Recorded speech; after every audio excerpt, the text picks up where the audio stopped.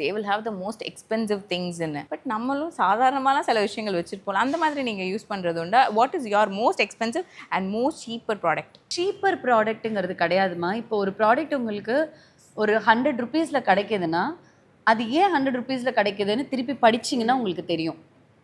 அதில் இருக்கிற chemical composition என்ன, அது என் ஸ்கின்னுக்கு என்ன பண்ணும். இப்போ ஒரு 10 ரூபாய் லேஸ் பேக்கெட் வாங்கி நான் சாப்பிட்றேன்னா அதுக்குள்ளே என்ன இருக்குது, அது என் வயிற்றுக்குள்ளே போனால் எனக்கு என்ன ஆகும், அந்த ஒரு அவேர்னஸோடு பண்ணணும்.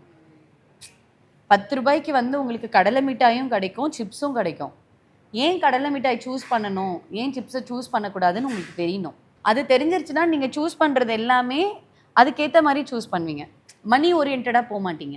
மணி ஓரியன்டாக எதுவுமே கிடையாது. அது கொடுக்கக்கூடிய பலன் என்னங்கிறது தான் நம்ம பார்க்கணும். ஒரு நாமக்கட்டி பண்ணக்கூடியது ஒரு பெயிண்ட் பண்ணுமா, அவ்வளோதான் டிஃப்ரென்ஸ். நாமக்கட்டி சீப்பு, பெயிண்ட் காஸ்ட்லி. பட் நாமக்கட்டி கொடுக்குற விஷயம் பெயிண்ட் கொடுக்குமா, அந்த டிஃப்ரென்சியேஷன் எல்லாத்துலேயுமே ஒரு அண்டர்ஸ்டாண்டிங் இருக்கணும்.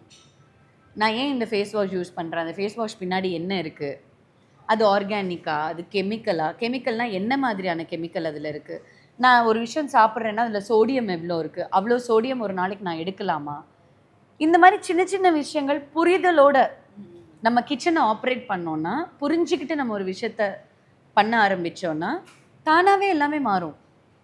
யாரும் சொல்லி கொடுத்து அது மாறாது. அது ஆட்டோமேட்டிக்காக ஒரு விஷயத்த வந்து உங்களுக்கு கற்றுக் கொடுக்கும்.